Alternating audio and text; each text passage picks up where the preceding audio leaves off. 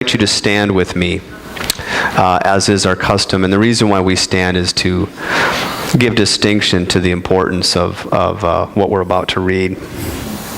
And so in chapter 21, we're going to start reading with verse 25 and read all the way through verse 36. This is right in the middle of a bunch of stuff that Jesus is teaching his disciples as they were around a temple that was located in Jerusalem. And so starting with verse 25, Jesus continued to tell his disciples these words. There will be signs in the sun, moon, and stars. On the earth, nations will be in anguish and perplexity at the roaring and tossing of the sea. Men will faint from terror, apprehensive of what is coming on the world, for the heavenly bodies will be shaken. At that time, they will see the Son of Man coming in a cloud with power and great glory. When these things begin to take place, stand up and lift up your heads, because your redemption is drawing near. He told them this parable. Look at the fig tree and all the trees. When they sprout leaves, you can see for yourselves and know that summer is near. Even so, when you see these things happening, you know that the kingdom of God is near. I tell you the truth, this generation will certainly not pass away until all these things have happened. Heaven and earth will pass away, but my words will never pass away. Be careful, or your hearts will be weighed down with dissipation, drunkenness, and the anxieties of life, and that day will close on you unexpectedly, like a trap. For it will come upon all those who live on the face of the whole earth. Be always on the watch, and pray that you may be able to escape all that is about to happen, and that you may be able to stand before the Son of Man. This is the gospel of the Lord. Thanks be to God. Please be seated. These words that we just read together, unless you gloss over them and go to a funner area of the Bible to read from, it can be kind of terrifying. But let's get into them today. Last week we talked, and have been talking for a while, about identity, how we see ourselves.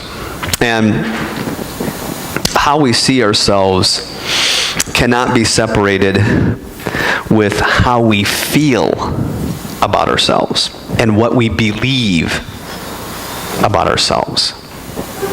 Identity is something we experience on a deep level, probably deeper than anything else that we experience. When I joined the military, the Army, the very first time I put on a uniform, I just felt different. It was just different. I felt like I could take on the world, just something about the uniform. And if it was in your fatigues at the time, BDUs, basic dress uniform, or whether it was a Class A with a nice dress slacks, as nice as a deep, dark green slack can look, it makes you feel different. And I remember when I first went to school to be a pastor, and I was working in a hospital, and I put on a shirt like this, and normally it comes with a white little tab that goes on there, and I put it on, and I never seen myself at that and look like that, and it felt different. What we wear can make us feel different, certain ways. If you put on a tie, you feel different than if you're wearing your bathrobe. How we see ourselves and who we believe we are is not just here, we feel it through our entire body. It's deeper than emotions. Emotions come and go. Sometimes I'm angry, sometimes I'm not. Sometimes I'm frustrated, sometimes I'm not. Sometimes I'm joyful, sometimes I'm not. But my identity goes to a core level, and it's something that I feel. I can feel confident. You can feel successful if you believe you are. You can also feel like a failure.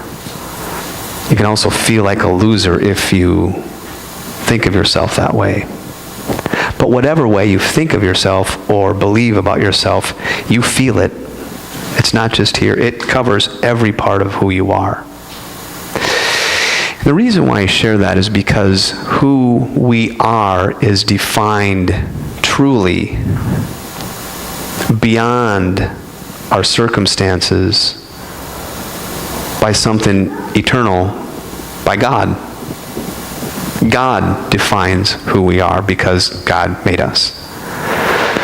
And last week I started talking about, or as we were reading in this, I was reading these scriptures where Jesus was in front of the temple, the only temple. Now, we don't have a temple in our culture, so it's really kind of difficult to put ourselves in that mindset of what Jesus' disciples were experiencing. But if you were a Jewish person, that temple represented everything of who you were, not only individually, but collectively as a Jewish person. It carried your history. It carried your purpose. It carried the meaning of your life, who you were spiritually. It separated you from the rest of the world in terms of how you thought about yourself. The temple was a physical manifestation of how the Jewish people saw themselves and believed themselves to be. And when some people commented to Jesus, man, look at how gorgeous this temple. Everybody wants to be a part of something big. Everybody wants to be a part of something great. You know, when your sports team isn't doing all that great, do you really have a strong desire to go to the game? But when they start to get on a roll, yeah, maybe I'll pull out the jersey and wear it. Because everybody wants to be part of something bigger than themselves and greater than themselves. And so when they were Jesus' followers were at the temple, they made comment, man, look at this thing. It is magnificent. And Jesus responded by saying, yeah, you see this big thing? It is magnificent. And it's all going to be destroyed. Not one stone's going to be on top of it. That's a shock. That is a big shock. Because if all of a sudden everything about who you thought you were no longer exists, then your whole world, as you know it, is over. Now today, Jesus continues that same teaching, and he says, we're starting with verse 25, there's going to be signs in the sun, moon, and star. On the earth, nations will be in anguish and perplexity at the roaring and tossing of the sea. Men will faint from terror, apprehensive of what is coming on the world, for the heavenly bodies will be shaken. And he basically takes what we talked about last Sunday and just makes it on a bigger scale. It's not just that the Jews and the people that come from the Jewish lineage are going to have this experience. It's going to happen on the face of the entire world. Every single person is going to feel and experience this massive, overwhelming fear and terror of having everything that they know taken away. You see, we are people that need order, because order gives us a sense of security and purpose, and we need to have purpose. Order will, even if you don't have anything in your life with regards to schedules, you'll create a schedule just so that you have order. Order is something that we inherently and intuitively just create on our own. Whether it's a cup of coffee, we are habitual people. Whether it's a cup of coffee, whether it's a cigarette, whether it's going to this place and buying this particular product on a daily basis or a weekly basis, whether it's that one day of the week that we get with friends to do a certain activity, we need to have order. We go to bed at a certain time, we get up at a certain time. And every single time we set that alarm clock, it's because of a purpose that we have to accomplish. We are people that need to have some sense of order. The whole first chapter of Genesis, the whole creation story, is all about order, because order brings purpose.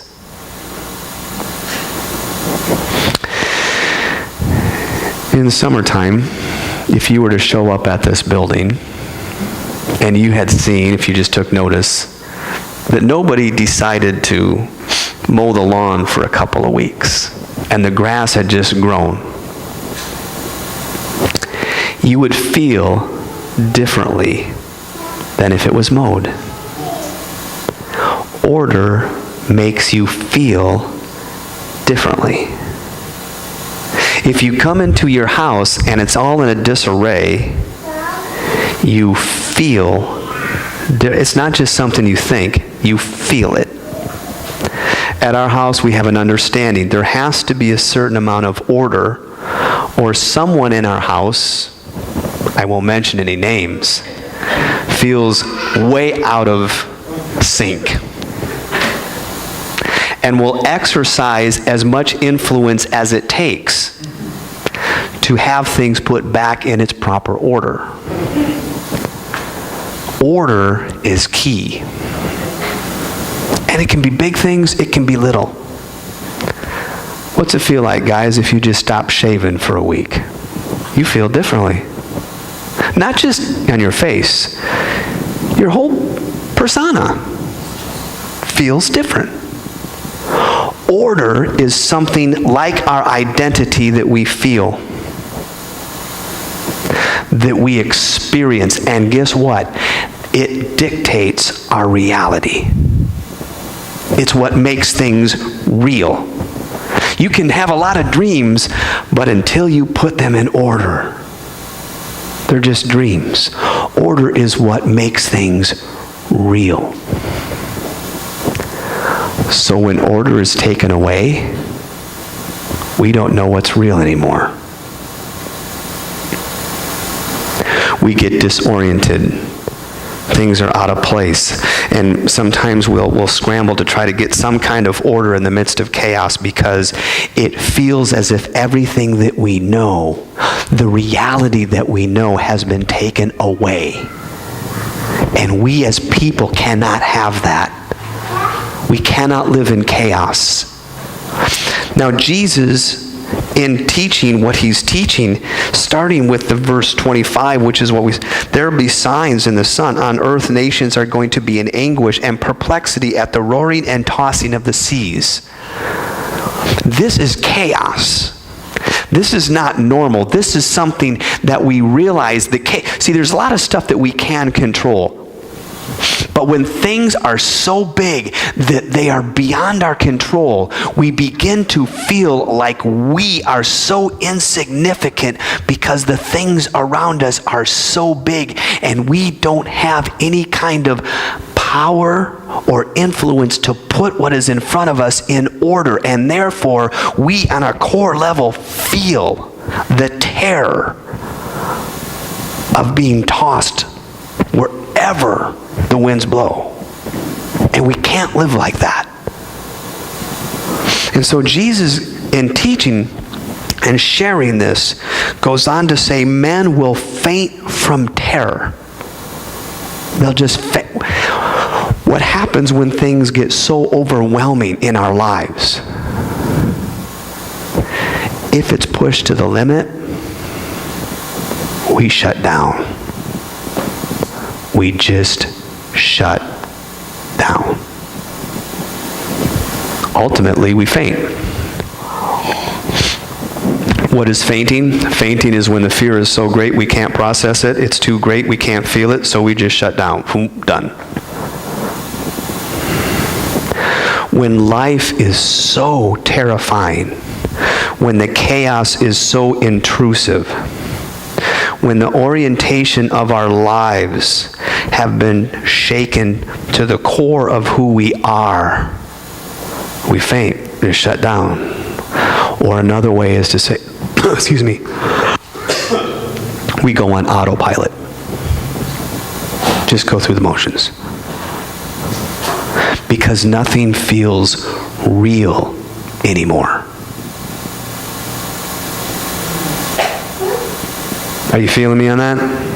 Have you ever had that experience? It doesn't feel real anymore. Why is that? Because the order has been altered, not by your choice, but by circumstances beyond your control. And because the order has been disrupted to the level that you are not now no longer able to understand it, it doesn't feel real. Death can do that.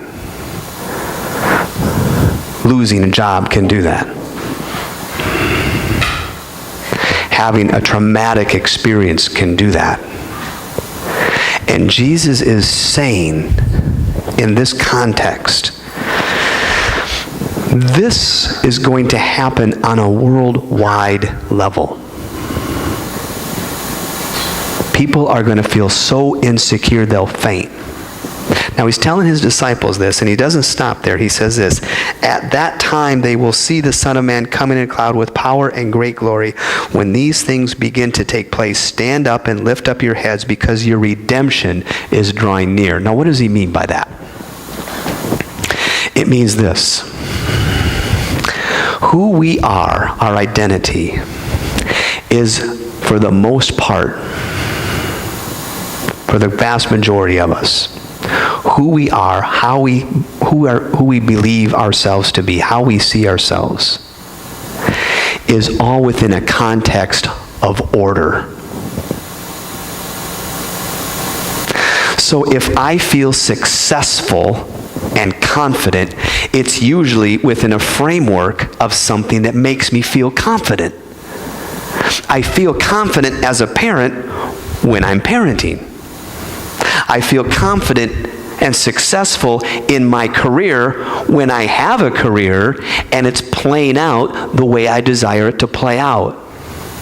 I feel confident in whatever structure is there that allows me to feel some kind of advancement, some kind of purpose, some kind of meaning. I feel successful as a police person, man or woman, if I'm actually in the structure of law enforcement, and so on and so forth.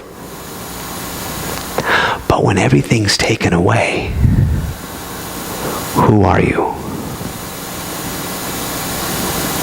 Deep down, beyond the experience of being a successful so-and-so. Or, in the same way, giving the structure of order, not only can we feel successful and confident, but we can feel like failures.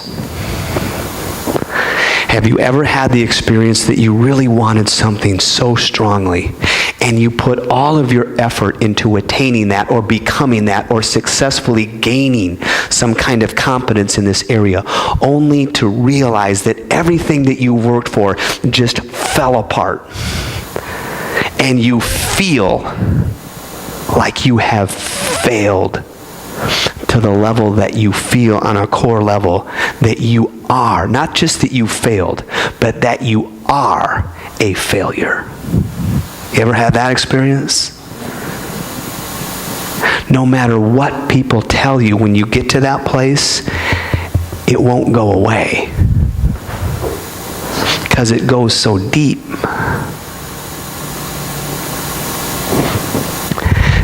Jesus is saying, when everything is taken away, the structure, the order of things, when all that is taken away, who are you? And he says in this context, stand up. Because who you really are, deeper than every level of your experiential being, is a child of God that's greater than anything that you've experienced in the physical. Stand up, because your redemption is right around the corner. Now, what is redemption? Redemption is, it's a monetary term.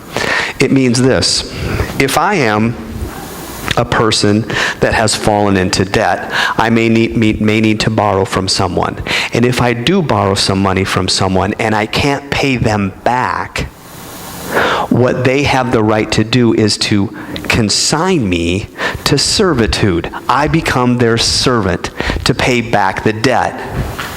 My identity now goes from being independent to servitude to this person. This person becomes my identity. This person dictates my life and the order of my life and the purpose of my life and the meaning of my life and everything I'm going to wear, drink, and so forth. This person becomes the dictator of who I am when I'm indebted. But if I have a family member who has enough financial means to pay my debt, that family member is obligated to pay the debt, therefore releasing me from being attached to whatever identity this person has over me and restoring me to who I belong to in the first place.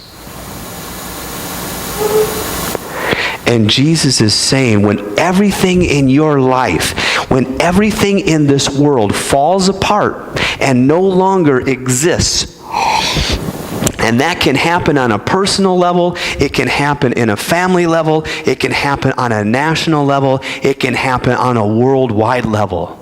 When all of who you think you are has been taken away or challenged, when all of who you think you are no longer feels real, then stand up, because who you truly are spiritually, the eternal, sacred child of God, of who you are eternally, who you were before you were born physically, is about ready to be revealed. Realize, people, that before you came into this world, you already were. That just blew your mind. But we get so wrapped up in this identity, we can lose our true identity. See, our true identity goes beyond the limitations of the physical. Our true identity can find fellowship with another person within seconds because we can recognize that in each other. Our physical can't. Our physical sizes everybody up, not our spiritual. Our spiritual knows who we are. Our spiritual knows that we are bigger than our circumstances. That's why Jesus says, when these things begin to happen, lift up your heads. Do not let this thing weigh you down. Lift up, because this is who you are. And whenever we lift up our eyes, we lift up our heads, we are looking for the greater than our circumstances. We are looking for the greater than. We are looking for things that soar, not things that get weighed down. And who we are spiritually is so much greater and bigger and eternal than what we are in the physical. That doesn't mean we diminish the physical, but we put it in its proper perspective. He told them, look at the fig tree. Heaven and earth will pass away, but my words will never pass away. Who you are is true, Jesus says. Who I tell you who you are is who you truly are.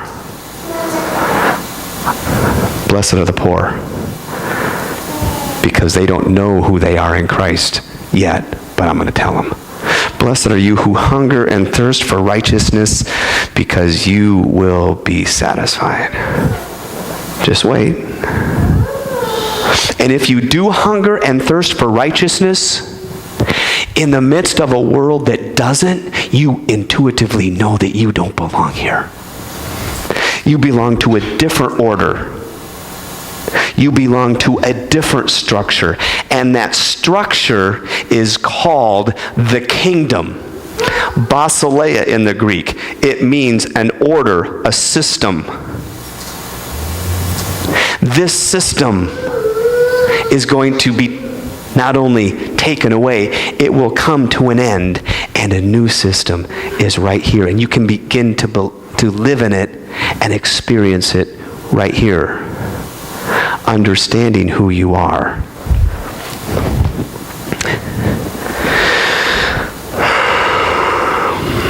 Is this making sense? I don't know if it's making sense. I got all excited previously, and then I got a little reprimanded later on, so I don't want to do that. Not reprimanded. Lovingly discussed.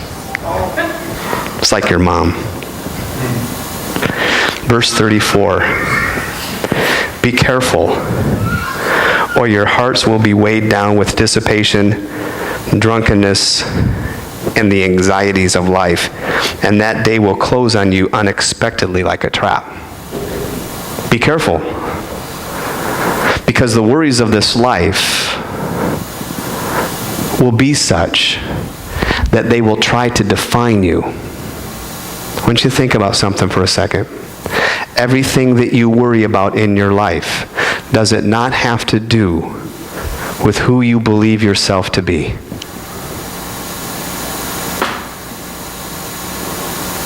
Think about it. Everything that you are afraid of, everything that you are worried about, does it not have to do with how you believe yourself to be, and you don't want to be this? I don't want to be poor. Why? Because I'm afraid that I will be a fill in the blank.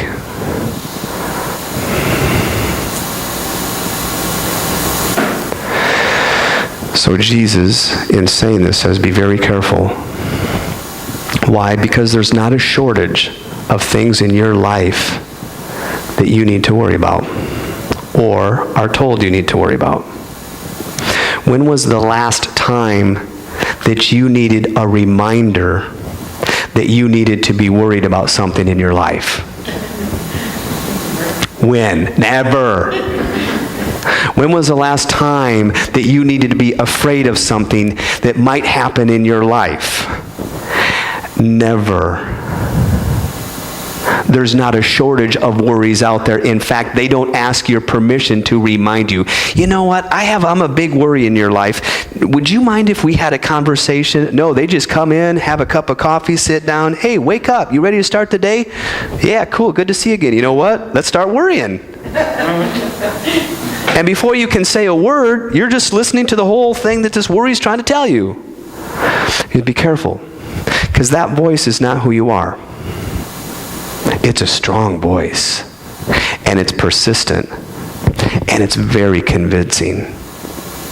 It's baffling, persistent, cunning, but not true. And you're not stronger than that voice. Have you ever tried to be stronger than that voice in your head? Nope, I'm not going to worry about it. I'm not going to worry about it. You can't fight that voice. It's too strong. But you can look through it to find, as Jesus says, my words will never, ever pass away. You may forget them, but when you come back, they'll still be here.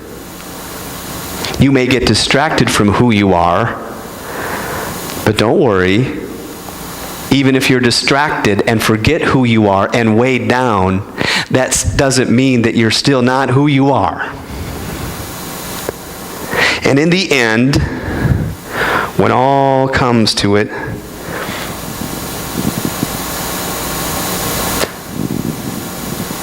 be always on the watch.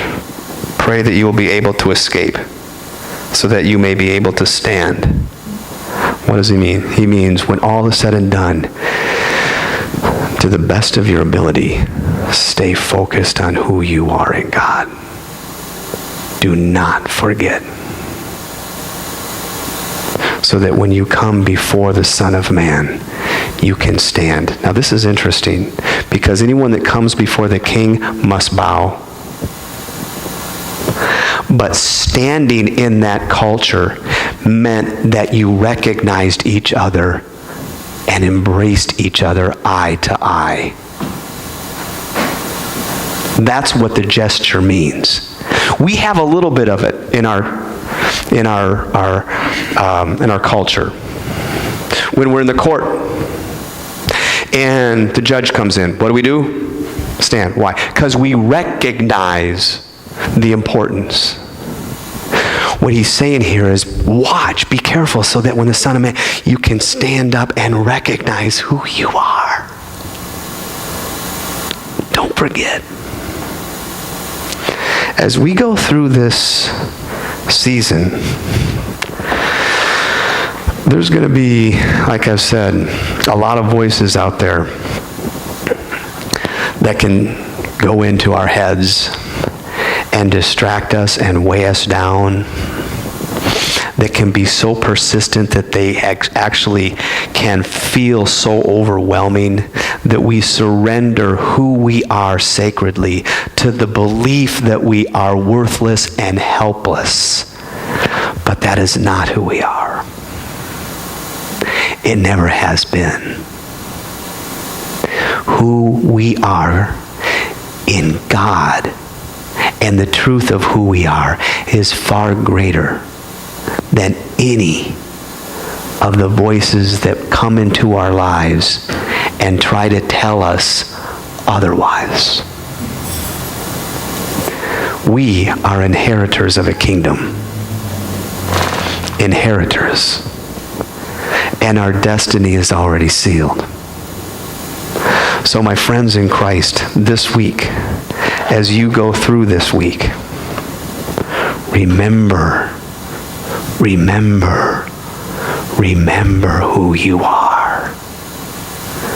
Lift your head high and celebrate your destiny in God.